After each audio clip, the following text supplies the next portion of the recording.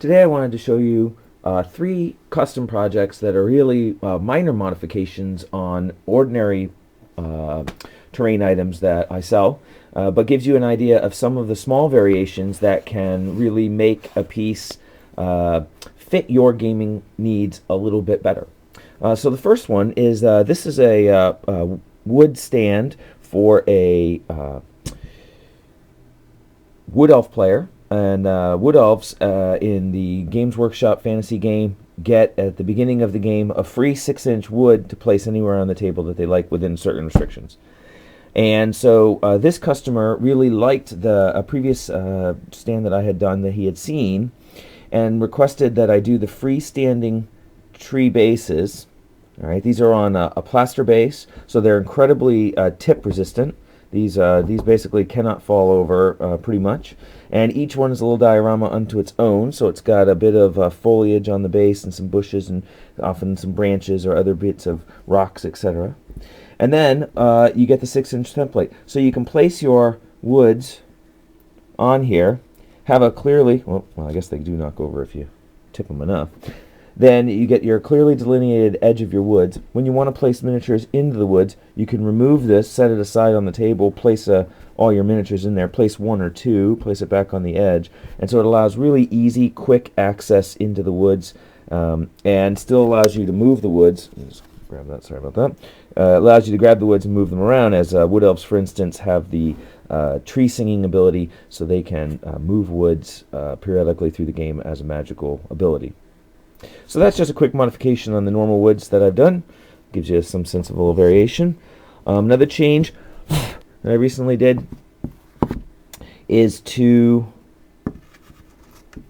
do a desert-themed hill set for a customer. This shows a portion of the set. This is a small portion, but it gives you a sense of some of the things that can be done. So here, instead of flocking them, it's been done in a sand color with some highlighting, dry brushing. And what else I've done as well is I've taken some of the smaller hills. This is for Flames of War 15mm scale game.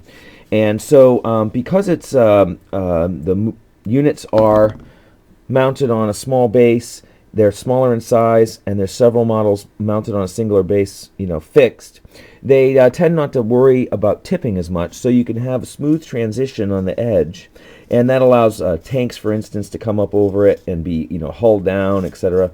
But also gives me a chance to sand some of the hills into some more interesting, more realistic shapes without the need of, without the worry, I should say, of affecting gameplay.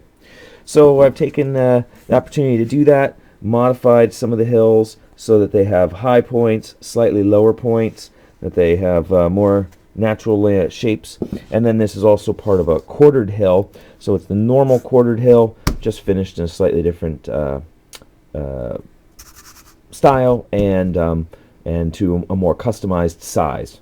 Anyway, and these are all mounted on hardboard, so that they're really durable on the bottom, and you need the hardboard for the feathered edges because the hardboard protects the edge from chipping. If this was just pure foam, this would be too subject to damage too easily, I should say.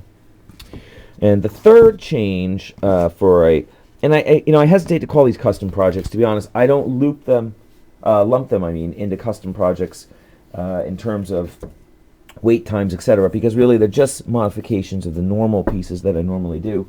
This customer wanted a jungle set, I'm presuming for his Lizardman army, as he requested jungle pieces that would have a Lizardman theme for the glyphs on the totems, for instance. But he wanted some woods, he wanted a couple rock outcroppings, and he wanted some of the totems, as well as a couple of the plain bases. All right, plain jungle bases. So a brief description of how these were altered. These received a custom flocking. He wanted a static grass that would match the Games Workshop battle mat. It's their fabric mat that has a static grass type finish on the surface. And he sent me a photograph of the color of that mat adjacent to Narlock Green, one of their foundation paints, as well as the static grass that GW uses, so I could try to best fit the color. So what I did is I took a Nock Scenic Grass, which is a heck of a lot cheaper than what GW sells, and I added a slightly darker static grass to that to overall tint it down so that I could get something that I think is going to match quite closely to the color that he showed me in the photograph.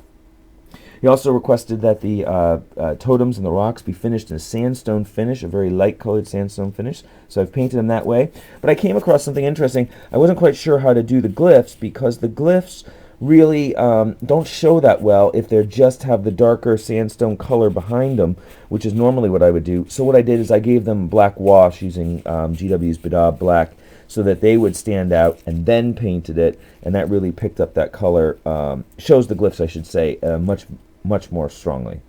And then what I did is I used the Games Workshop book, the Lizardmen Army book, for some inspiration for some of the glyphs, to use some styles that would be cohesive with the glyphs that are represented in the book. So many of them are not exact replicas, but they emulate really the glyphs that are shown in there to give you a sense that this ties in with the Lizardman theme. And if those are glyphs that you've been using, and there's a couple, whoops, hidden in here behind the bushes, it gives you a sense that they tie in with the theme of the current Lizardman army. For the rocks, I'm using new rocks. These are cast rocks. I've shown them in a previous video. These are cast in plaster, so this stand has actually got a little bit of extra heft to it. But what's really nice about these plaster rocks is they've got a lot of detail that would be pretty hard to sculpt by hand on a regular basis. And these pick up dry brushing and different coloring really nicely. They come in a variety of sizes, so I've added a couple small pieces to the bases to break that up and to give it a much more natural feel. And then I drape it heavily in vegetation to cover the rocks and give it that sense that it's impregnated into the deep jungles of Lustria in this case. And a final note on the jungle pieces is to give you a sense that, you know, GW sells their own plastic foliage to apply to make your own jungle stands, and there's, you know, a little page on there about doing that.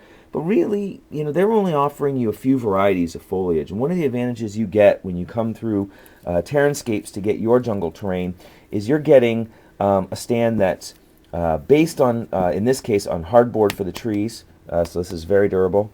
And you're getting flocking to match, you know, the color. But more importantly, you're getting an incredible diversity of plants within the stand. I have used probably 15 or more varieties of plastic foliage on this stand to represent trees, to represent bushes. Then I've added some other Woodland Scenics flocking. I've used a new special super turf from Scenic Express. This is a nice kind of yellowish spring color, which really doesn't fit on the normal theme stands that I do, but works really well in this jungle theme to give you that sort of bright, toxic foliage look that you get more exotic colors in a jungle stand.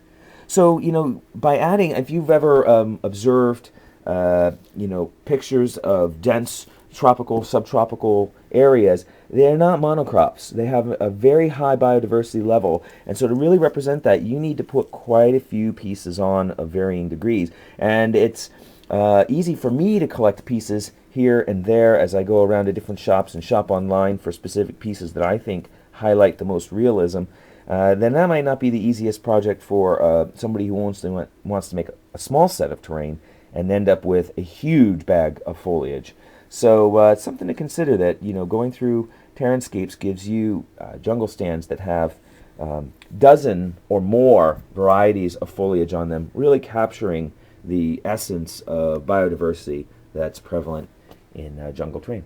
So that just gives you a little snapshot of some of the, I don't call these custom projects necessarily as much as they are modifications of ordinary items that you can purchase through the store, tree stands that can be shrunk down to size, jungle stands that can have custom static grasses and sandstone coloring, as well as hills for different scales, finished to a color scheme that suits your gaming needs, as they may vary from game to game and system to system.